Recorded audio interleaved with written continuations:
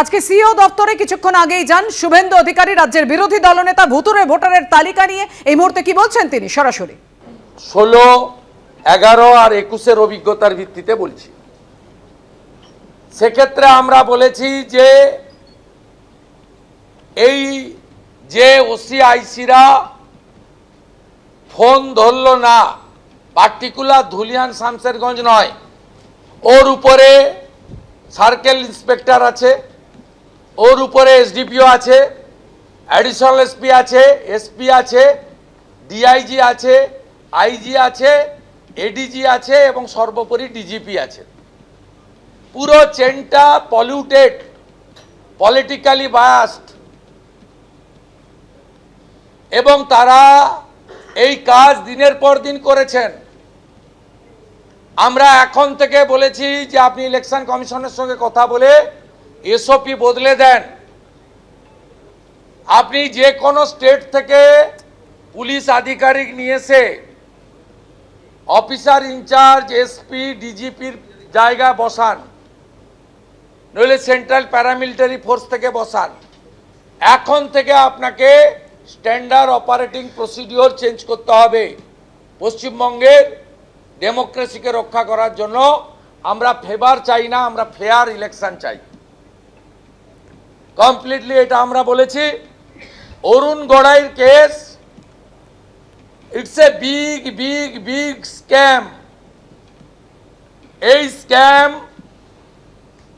পশ্চিমবঙ্গের সব block, sub division, জেলাতে আইপ্যাককে সাথে নিয়ে তৃণমূলের লোকেরা এবং তৃণমূলের ভুয়া ওবিসি সার্টিফিকেট দিয়ে যারা বিডিও হয়েছেন 15, 16, 17, 18, তার একটা ম্যাক্সিমাম পোরশন যাদের ওবিসি সার্টিফিকেট ইতিমধ্যে বাতিল হয়েছে এবং ফাঁকা খাতা দিয়ে যারা পিএসসিতে টাকা দিয়ে চাকরি নিয়েছেন, a big section of the WBCS, সবাই নয় কিন্তু বড় সেকশন, এরা এই স্ক্যামের সঙ্গে যুক্ত। আমরা বলেছি, আইনে পার্লামেন্ট পরিষ্কার বলে দিয়েছে, any state government organization, state government employee, সেটা দেখবে পুলিশ অথবা পুলিশের দ্বারা স্বীকৃত কোনো অর্গানাইজেশন, সিআইডি হতে পারে, ভিজিলেন্স হতে পারে ইত্যাদি। Any central government organisation, central government employee, IAS, IPS, সবটা পরিষ্কারভাবে বলা আছে, সেন্ট্রাল ব্যুরো অফ ইনভেস্টিগেশন তারা এটা দেখবে। আমরা প্রশ্ন করেছিলাম ইসিআই কার অর্গানাইজেশন, ইলেকশন কমিশনারের প্রতিনিধি বলেছেন ইউনিয়নের, মানে দেশের অর্গানাইজেশন। যদি দেশের অর্গানাইজেশন হয় তাহলে অরুণ গড়াই যে এফআইআর, এই এফআইআরে স্টেট পুলিশ কেন ইনভেস্টিগেট করবে, কেন সিবিআই ইনভেস্টিগেট করবে না? আমরা দায়িত্ব নিয়ে বলতে পারি, এই 120টা ডিস্ট্রিক্ট ম্যানেজার যারা আছেন পিএসসি থেকে পাঠানো হয়েছে, এরা ছোট ছোট টুলস, ছোট মেশিন, এদেরকে ব্যবহার করা হয়েছে। এরাও দায়ী, আমি বলছি না, ক্লিন চিট দিচ্ছি না। এদেরকে ব্যবহার করেছেন এসডিও এবং ডিএমরা। তাই এই কেস অবিলম্বে আপনি সিবিআইকে হ্যান্ডওভার করুন। উনি বলছিলেন সাব জুডিস, আমি বলেছি সাব জুডিস নয়। অরুণ গড়াই কলকাতা হাইকোর্টে গেছে যে আমাকে দিয়ে করানো হয়েছে, সেন্ট্রাল এজেন্সি ইনভেস্টিগেশন চাই, কিন্তু কলকাতা হাইকোর্ট এখনো কোনো ইন্টারলগেটরি বা ইন্টারিম অর্ডার দেয়নি। স্বাভাবিকভাবে এটা সাব জুডিস এই মুহূর্তে নয়। আপনি চাইলে ইসিআইর কনকারেন্স নিয়ে, লিগ্যাল ওপিনিয়ন নিয়ে উইদিন ফিউ আওয়ার্স এই কেস আপনি হ্যান্ডওভার করে দিতে পারেন সিবিআইকে। আমরা দায়িত্ব নিয়ে বলতে পারি, কাকদ্বীপের এসডিও মধুসূদন মণ্ডল দক্ষিণ চব্বিশ পরগনার ডিএম, যাকে ভাইপোর ডিএম বলা হয়, সুমিত গুপ্তা, এরা ডাইরেক্টলি ইনভলভ। আজকে যাদের জন্য অরুণ গোড়াইয়ের বিরুদ্ধে এফআইআর সাসপেন্ড হয়েছে, সেই আপনারা টিভি গিয়েছিলেন তাদের কাছে জিজ্ঞেস করতে কিভাবে নাম উঠেছে। সেই রোহিঙ্গা মুসলমান বলেছে আপনাদের সামনে যে আমি 10,000 টাকা তৃণমূলকে দিয়ে ভোটার তালিকায় আমার নাম তুলেছি। ইতিমধ্যে আমরা খুশি, রানাঘাট চাকদাতে যে বাংলাদেশি লোকের ভুয়া এপিক কার্ডের কেস সামনে এসেছে, সেই কেস এনফোর্সমেন্ট ডাইরেক্টরেট নিয়ে নিয়েছে, যেহেতু ফরেন মানি ট্রেল হয়েছে ফেমা অ্যাক্টের আওতায়। এটা আমরা চাই, যেহেতু উনি বলছেন, এটা আমরাও বলছি, হ্যান্ডবুক পরিষ্কার। It's a central government organisation.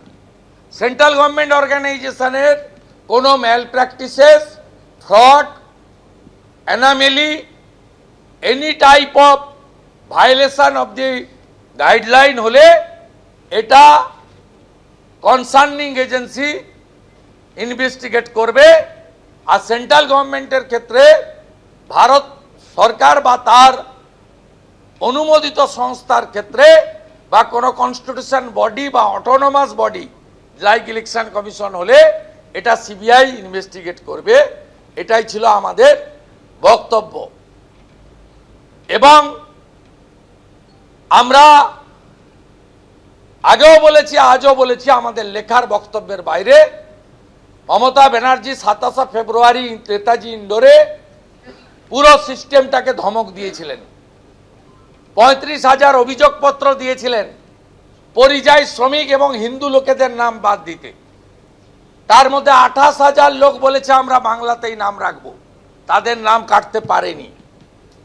7,000 নাম কেটেছে, তারও তালিকা আমরা সংগ্রহ করে তাদেরকে দিয়ে আমরা এখানে সামারি রিভিশনের সময় পদ্ধতি মেনে আবেদন করাবো।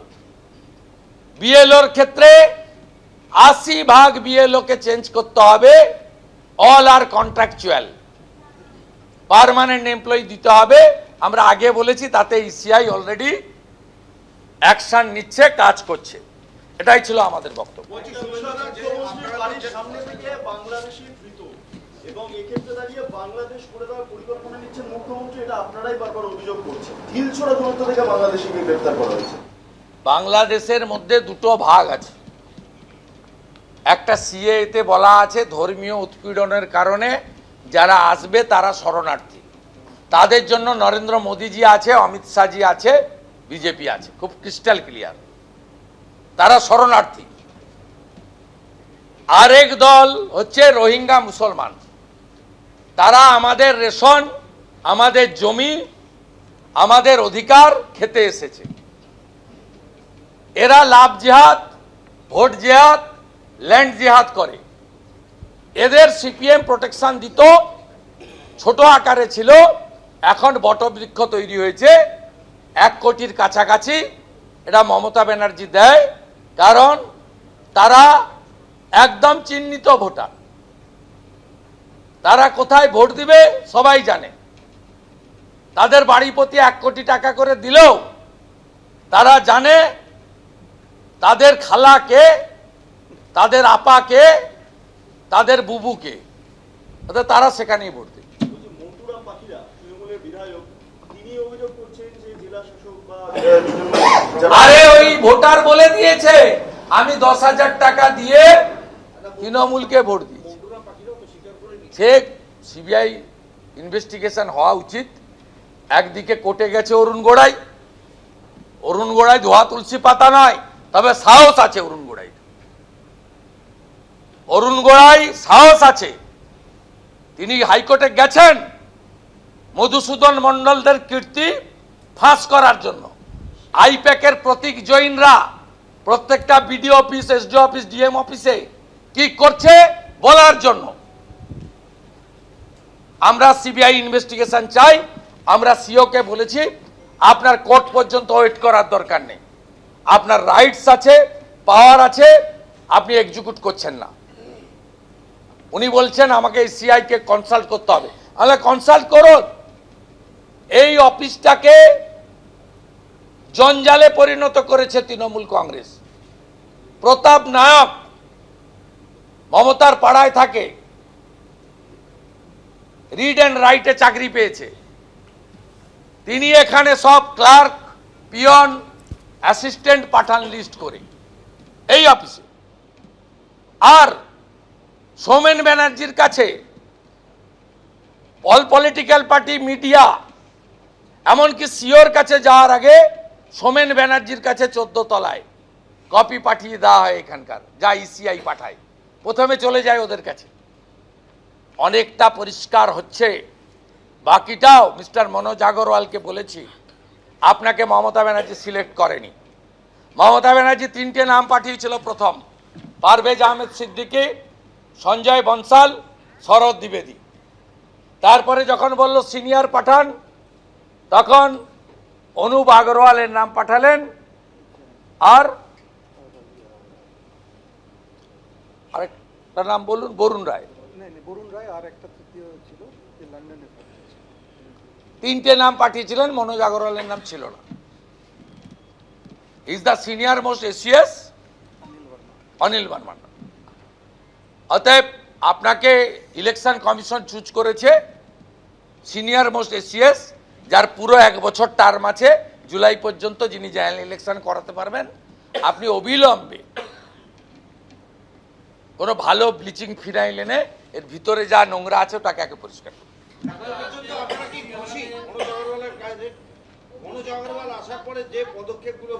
It is too early to say anything. শুরুটা তো খারাপ নয়। সবচেয়ে বড় কথা, ইসিআই বেঙ্গলে উপর নজর দিতে শুরু করেছে, এটাই সবচেয়ে ভালো পয়েন্ট। মমতা ব্যানার্জি 35,000 হিন্দুর নাম, চাকরি দিতে পারেন না, অন্য রাজ্যে গেছে, নাম কাটতে পারেন। এবং আশ্চর্য হয়ে যাবেন, তৃণমূল যে 35,000 মাইগ্রেন্ট লেবারের অবজেকশন দিয়েছে, 100% হিন্দু, একটাও অন্য কমিউনিটির নাম দেয়নি। ভাবতে পারেন এদের মাইন্ডসেটটা কোন জায়গায় গেছে। অতএব আমরা অনেক আগে থেকে ধরেছি, আমরা ছাড়ব না। এই পুলিশ আধিকারিকদের দিয়ে ভোট নয়, কনস্টেবলদের উপরে, এএসআইদের উপরে আমাদের কোনো নেই। ওরা ভোট করলেই করতে পারবে, শুধু নির্দেশক বদলে দেন। এদেরকে রাজ্যে এক জেলা থেকে অন্য জেলা করলে হবে না, এদেরকে ভোটের সময় রাজ্যের বাইরে পাঠাতে হবে। যেমন শান্তনু সিনহাকে কলকাতা থেকে 21 সালে বের করে দিয়ে কোচবিহার পাঠিয়ে দিয়েছিল, এদেরকে রাজ্যের বাইরে পাঠাতে হবে। আর রাজ্যের বাইরে থেকে ওসি, আইসি, এসপি, ডিজিপি এনে বসাতে হবে, নইলে বাংলায় ডেমোক্রেসি এস্টাবলিশ হতে পারে না। সরকারি যারা চাকরি হারা, সরকারি বৈঠক, সেখানে আমরা দেখলাম শিক্ষামন্ত্রী নেই, শিক্ষা দপ্তরে বৈঠক, শিক্ষামন্ত্রী নেই। শিক্ষামন্ত্রীর কি 1.5 পয়সার মূল্য আছে? শিক্ষামন্ত্রীর কোনো মূল্য নেই, বিনোদ কুমারের কোনো মূল্য নেই। সব মনোজ পন্থ, আলাপন বন্দ্যোপাধ্যায় আর মমতা ব্যানার্জি করছে। আপনারা খবরই রাখেন না, কোনো 1.5 পয়সার মূল্য আছে? পরিবহন ধর্মঘট হওয়ার কথা, পরিবহন মালিকরা মিটিং করলো মনোজ বার্মার সঙ্গে, বেরিয়ে এসে বলল নগরপাল কথা দিয়েছে, পরিবহন সচিব কথা দিয়েছে। এই রাজ্যে কোনো মন্ত্রীর কোনো মূল্য আছে? আমার থেকে তো আপনাদের বেশি অভিজ্ঞতা নেই। 1.5 পয়সা মূল্য নেই ভৃত্য বসু। ভৃত্য বসু, ওর নাম তো বদলে গেছে, ভৃত্য বসু হয়ে গেছে। ভৃত্য বসুর 1.5 পয়সা মূল্য নেই। আজকে বাঁকুড়াতে একটা টিম বাড়ি বাড়ি গিয়ে তথ্য সংগ্রহ করছিল, পুলিশ তাদের ধরেছে। কি কারণে তথ্য সংগ্রহ করছে এটা নিয়ে ইতিমধ্যেই বাঁকুড়াতে একটা মানে রীতিমতো লিঙ্ক তৈরি হয়েছে। যে এরা এটাকে চুপড়ি বলছে তৃণমূল, যে এদের ফাঁদে পা দেবে না। সে আমি খোঁজ নিয়ে বলতে হবে, কিন্তু নির্বাচন এলে জাতীয় সমস্ত সার্ভে সংস্থা, বিশেষ করে আপনারা মিডিয়ারা, আপনারাই তো সার্ভে করান। অর্থাৎ প্রকৃত কে করছে, কোথায় করছে, এটা জানতে হবে। এটা আইপ্যাকের লোক কিনা, আইপ্যাকের লোক অবশ্য হলে পুলিশ ধরতো না, নিশ্চয়ই আইপ্যাকের লোক নয়। বলছি হলদিয়া থেকে এরা বাড়ি বাড়ি শৌচাগারের টাকাটা পায়খানাও খেয়ে ফেলেছে কিনা, দেখতে গেছিল কিনা, সেটাও দেখতে হবে। দাদা, অভিষেক বন্দ্যোপাধ্যায় বলছে পাকিস্তানকে পাগলা কুকুর, ওদিকে ববি হাকিম বলছেন যে মিনি পাকিস্তান। আদতে কোনটা ঠিক, কোনটা সত্যি? অভিষেক বন্দ্যোপাধ্যায় পাকিস্তানকে পাগলা কুকুর বলছে, আর ববি হাকিম বলেছিলেন মিনি পাকিস্তান। আপনি খুঁজে নেন, একটা মুখ একটা মুখোশ, একটা বিষয় কোনটা মুখ আর কোনটা মুখোশ খুলেন। বলছি হলদিয়া থেকে প্রচুর কার্তুজ সহ একজনকে গ্রেফতার করা হয়েছে। আজকে কলকাতায় এসেছিল, সেখান থেকে গ্রেফতার করা হয়েছে। মেচেদা হয়ে তারা এসেছে, মানে প্রায় আপনার এলাকা। আমার কোনো এলাকা নেই, আমি ভারতীয়। 120টা কার্তুজ মানে সে পাওয়া যাবে, কলকাতার বুকে। সে পাওয়া যাবে। পুলিশের কাজ হচ্ছে টাকা তোলা। আমি তো সোশ্যাল মিডিয়ায় দেখছি, দেখুন গোটা রাজ্য জুড়ে কোনো লাজ লজ্জা নেই, টাকা তুলো। পাকিস্তানের চর বৃত্তির অভিযোগে গ্রেফতার হয়েছে দিল্লিতে, এটা নিয়ে কি কিছু বলতে চাইবে? জানেন, ন্যাশনাল ইস্যু ন্যাশনাল থেকে বলি। মন্টুরাম পাখিরা তিনি যেভাবে বললেন যে বাংলাদেশের এখানে মৎস্য হিসেবে হঠাৎ করে কেন তিনি দিল্লিতে বন্ধ হয়। বললেন? টিকিট পাবে না মনে হয়। এমনি তো আগেই মন্ত্রিত্ব হয়েছে, একটা তালিকা ঘুরে বেড়াচ্ছে, 55 জন না 56 জন টিকিট পাবে, সেই কারণে হতে পারে। মানে সঠিক কথাটা বলে ফেলেন। এই গতবারে 2021 এরকম 25-30 জন বলছিল। মাঝে মাঝে সব অনেকেই বলছে, নাম বলে আর তাদেরকে বিব্রত করতে চাই না।